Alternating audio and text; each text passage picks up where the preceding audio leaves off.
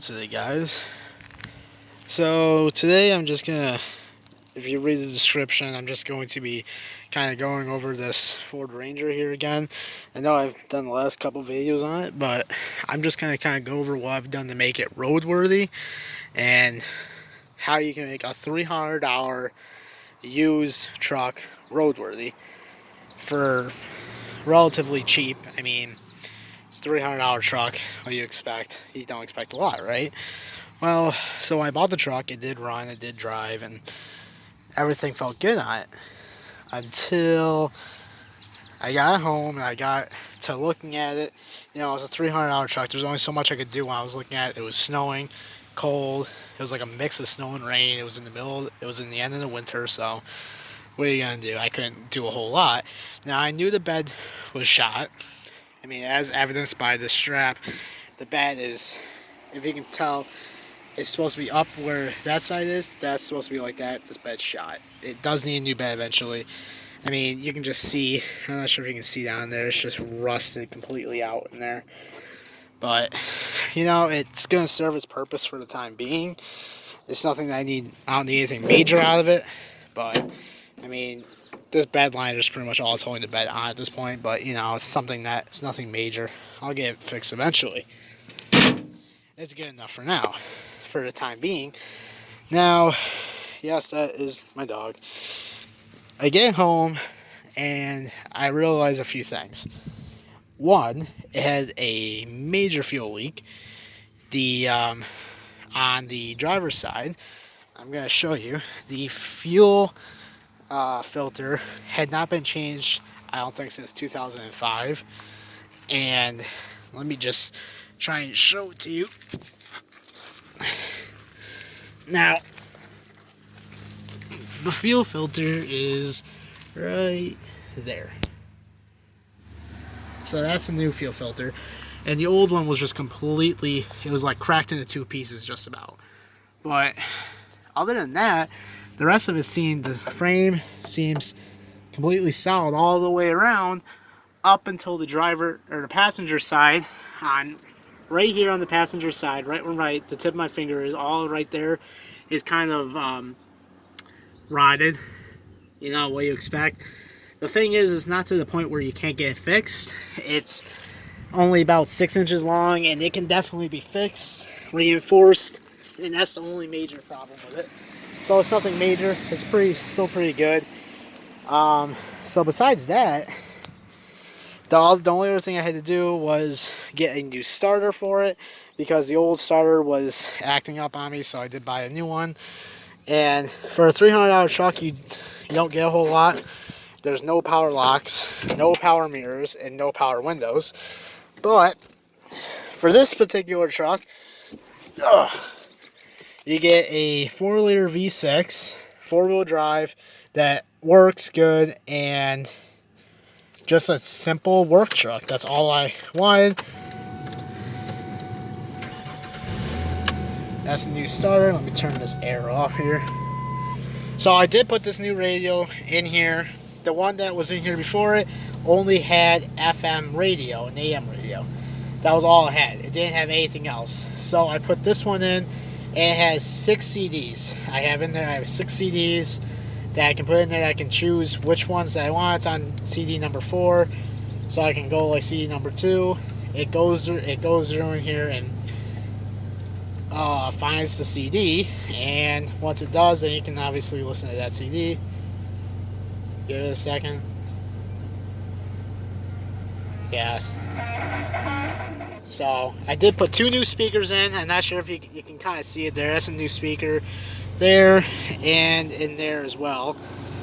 2 new speakers. The lights, obviously, the lights work. But for a $300 truck, it's nothing special. I did put new windshield wiper fluid and new windshield wipers on there that work. The dome lights, they both work. It's just a simple work truck, and you know, it's got 3 seats. It's got this little thing here. You put that up, and that's a seat. So 3 seats and glove box and everything in here. You know, so other than, and by the way, this little thing I just figured out while I was in the bed of the truck. There's lights on the top of the roof because this used to be National Grid truck, and that used to toggle them on and off. So, and this used to be a cigarette lighter, an actual legit where you put your cigarette in there and it lit it for you instead of using a lighter. So I'm gonna try and maybe just cover that up and take this out or something. I don't know, but so just a simple work truck. It does have the ABS light on because it needs brakes, but again, $300 truck. So,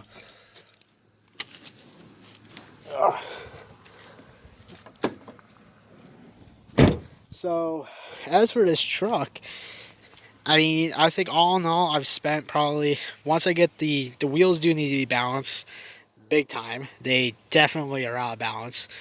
So I'd say all in all, when I'm all said and done with this truck, what it takes to get this thing roadworthy, it took a starter, it took a fuel filter, and it's going to take the wheels to get balanced. It's going to take new brakes and that frame reinforcement, which, like I said, it's only about the length of a cell phone. So if you put like like a Samsung Galaxy S7 or something onto the frame, it's about that long. It's only the bottom part of the frame. It's not the actual support beam part of it. So, it's definitely fixable. It's not something that, I know a lot of people are probably sitting here thinking like, well, why would you buy this truck? Why would you buy it with a rotted frame? It's not worth it. It's a old piece of crap Ranger. And I totally get that. I really do. But the thing is that it's a work truck. It's a project truck. It's my first major investment. And so I'd say all in all, by the time I'm completely done with this truck, by the time I have everything done that I want to have done, that's including a new bed, I'd say I'll probably be, well, let me see here. So I spent $300 on a truck combined with the starter, because I couldn't get the starter off. It was completely corroded. So I had to have somebody do that. But so the starter, fuel filter, I say I'm at right now about $450, $500, which isn't terrible for an upstate New York truck. So that being said, once I get, the next things I have to do is get the things balanced, which isn't going to cost a whole lot. And then do the brakes, which again isn't going to cost a whole lot. So I say probably $200 there for the brakes and the wheels get balanced. And then for me to reinforce the frame myself, I have a welder, I can reinforce it myself, which I know that doesn't sound like the best idea, but I'm not spending $5,000 on a frame. So I'd say all in all, at the end of the day, including a new bed, which is probably a couple $100 at pick and pull for a new bed, probably around $700, $700 to $800 total, something like that. So essentially, this is an $800 truck. I mean, I spent $300, and I'm going to be putting some money into it, but it's a project truck. It's a truck in progress, and that's pretty much the end of it. And that's all I got to say about it. And there's people out there that my hair is a mess. There's people out there that see like they see the rust, and yeah, this tailgate's completely rusted out, and at one point I think this thing blew a fuse, and the guy ended up just not wanting to deal with the wiring. So if I know a guy who can rewire this for me, I think eventually down the road, so I can tow with it. But odds are, stuff like the snowmobile trailer over there, I'm not going to be towing it with this. I'm going to be towing it with our Ford Explorer, because that's more of a thing that me and my father do. It's not going to be just me. If I do get the bed replaced, I can just throw a snowmobile in the back, or a four-wheeler, whatever I need. But so pretty much, if you want this thing to be roadworthy, I mean, if you want something like this, if you find a cheap used truck and it doesn't have any accidents reported in it, even though this thing did at one point in its long 15-year life, it did get into like a little bit of a fender bender here. The light is kind of popped out just a tiny bit, and so is that. But that's nothing major. It's a project truck, and the thing is, when you look at it from just a quick glance, this all looks just god awful, and you'd be right, it is awful. But that fender right here, $40. I found at pick and pull. It's not that hard to replace, so that's gonna be $40 there. I mean, both sides. The bad, when that's replaced, that all that rust there is gonna be gone. Yeah, this is dented in here. I might try the old plunger trick where you put a plunger on here and then pop it out. Maybe, I don't know. But I don't know where I put the keys to this thing. It seems I dropped the keys somewhere, but oh, they're in my other pocket. Here we go. I got worried there. I thought I locked them in the truck, but I mean, it's just a simple work truck, and this does have one of those like little plastic things here over the window for like the sun. So I just leave this window cracked because it keeps the rain out. I have another one of these, but the glue, the sticky stuff came off. I'm gonna buy another one for that side just to make it look more even. But you know, because it's a National Grid truck, it has this thing in here. I have no idea what the heck this even is, but I'm gonna take this off. And there's one in the back seat of the truck too that I'm gonna take out, and you know, but lock that up. So $300 truck essentially was gonna be an $800 truck at the end of the day, but you know, it's definitely a work in progress. By all means, it's nothing perfect, and there's obviously rust down there, and I can sand this all down and repaint it eventually, maybe next summer or something. But considering it's not on the road yet, I can't really take it down the road, and it's kind of hard to film taking this driving and holding this thing at the same time. But if I can get the key in there. Get this window down. Yes, I'm barefoot, but you know, least I can do is, I mean, it runs and drives good. The 4-wheel drive works. The 4 high and 4 low do both work. It does make a little bit of squeaking in the back just because of the bed back there, but that's, like I said, that's going to get replaced anyways. And I have taken it down the road once or twice because of where we live. And once the thing is warmed up and you give it gas, I mean, this thing is quick by all means. It is a quick little truck. For 2005, being that old with all the mileage on it. Can you hear that? That scraping noise? And that squeaking? Well, the squeaking is the bed. But I don't know if that camera picked that up, that scraping noise. That's the brakes. Those are, I believe, the front. They do need to be replaced. I mean, it stops, but it makes noise. It definitely needs to be replaced. But, you know. But once they give this thing gas, it's a pretty quick little truck for an old 2005 truck.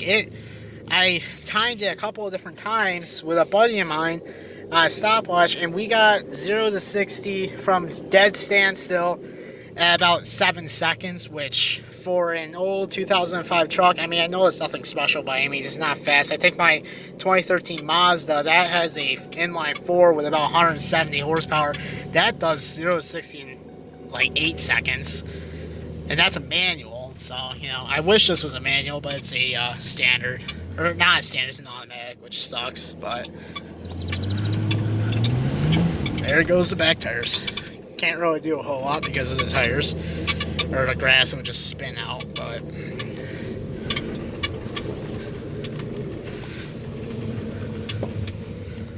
But yeah, that's the Ford Ranger. That's one thing I never understood about Fords, is they all the V6 Fords that I found have a limiter at 3,000 when it's in neutral or in park. You can't really rev it up, but maybe if it was a manual it would be different. But that's my Ford Ranger, and like I said, this new radio with the new speakers in it is amazing. I love it.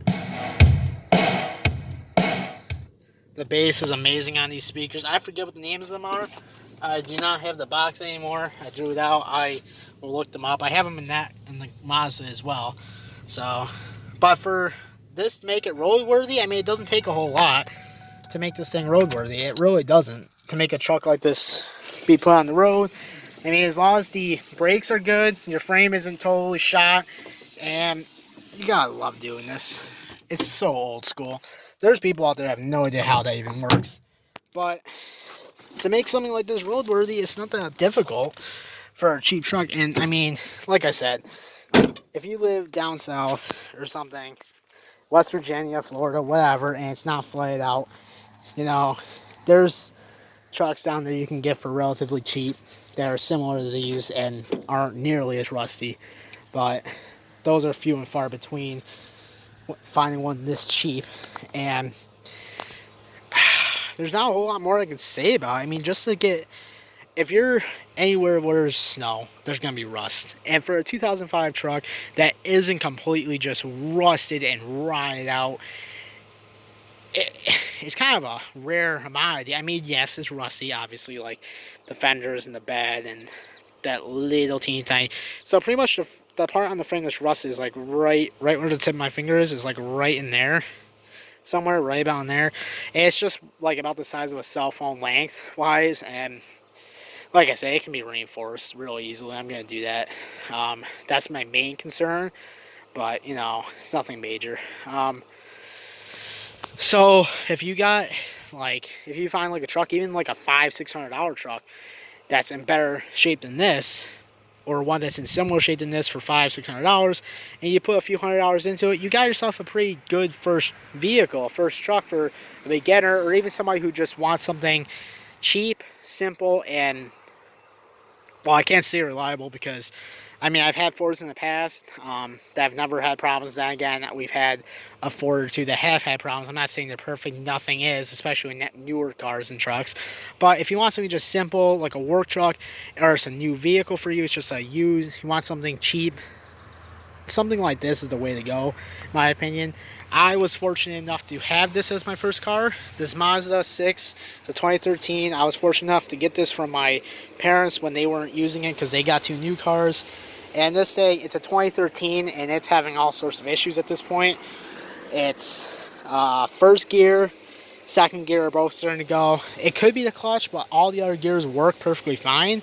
So the transmission on it is a manual. It's starting to go. The back tail light went out. It was rear-ended at one point. I gotta fix the tail light. That's nothing major, obviously. But the rocker panels and stuff under there are starting to get rusted out, and that's a 2013. It's got 136,000 and change. But honestly, for a first car, this was a great first car. It was a great knowing how to drive a manual. It was great with that. But for something to upgrade to, this is, I guess you can say upgrade, use that term loosely, because, you know, this is in sort of worse shape. It's kind of in better shape, but kind of in worse shape. The body is in worse shape, but the mechanicalness of it is in better shape, I should say, if that makes any sense. So I'm kind of upgrading. So pretty much I started with a little 4-cylinder Mazda. I had my fun with it, and now I'm upgrading to a V6 truck, which is why I've been wanting for the longest time, because I need a truck. I pretty much use this as a truck. I mean, the back seats are always down in there. I always pull it back. I just throw junk, all my tools in there and everything. So it's gonna be nice to have the bed, the freedom of having a bed and everything, tailgate and all this good stuff. And then hopefully about 2 or 3 years down the road, this is gonna be a really good roadworthy truck in the next year. It's gonna be in as good a shape as it's gonna get within a year, in 6 months, hopefully. And by the time I sell this in the next couple of years, I'll be able to sell it. Sell it for maybe $800, something like that. I mean, I won't make all my money back, I don't think, but I'll be able to sell it and hopefully get close to even. I don't mind if I lose $100, you know. But even if maybe I could sell it, I'm probably gonna list it for, depending on how much work I do to it, maybe list it for like $1,200 and get talked down to $1,000 or $900, and then I'll be happy, something like that. And I know people saying as is right now it's not worth it, and I agree. But once I get through with all the work, a new bed, it has a new starter, new fuel pump, new fuel filter, all that good stuff. So once I do sell, I'll upgrade to like an F-150 or something like that, an older one. Hope that's in better shape off the bat. Hopefully I'll have more money saved up, you know. But I know I'm kind of straying off topic here. So that's pretty much what it took to get a $300 Ford Ranger on the road. And you know, it's already going to pass inspection. I already talked to the people about it, and they said as long as it, you know, the people who are going to be inspecting it, they already pretty much guaranteed me it's going to pass. I took pictures of the frame, and I took pictures of everything on it, and the brakes and everything, and just showed it to them, just kind of like get a feel for it, so I know what I might have to do to get it inspected and passed, and they're pretty much already guaranteeing me it's going to get passed. So essentially my next things to do with this truck, immediately once it's on the road, balance the tires, do the brakes. And then after that, I'm going to get new lights, because not the actual hubcaps, but lights, the actual bulbs, because these things are so ungodly dim when it's nighttime out. And I mean, it literally makes a flashlight on your phone look like the sun. That's how horrible these lights are. So I definitely need to get new lights. But after I do that, the bed, like I said, is fine for the time being till next summer. So as soon as this thing's on the road, tires, brakes, lights, and then reinforce that frame, and I'll be on my way. And then next summer, get a new bed for it, and I think she'll be all set. So that's how I made this little Ford Ranger roadworthy, and hopefully it's a good investment. I know it's gonna be a problem riddle thing eventually. You know, there's gonna be problems with it down the road. I already know that. You're not telling me. Nobody's gonna tell me anything I don't already know. So hopefully it works out. And I'll see you in the next video. Hopefully when this thing is on the road, I'll have it driving. I'll be able to show you how it handles and stuff. Alright, thanks for viewing. Like and subscribe. Thanks.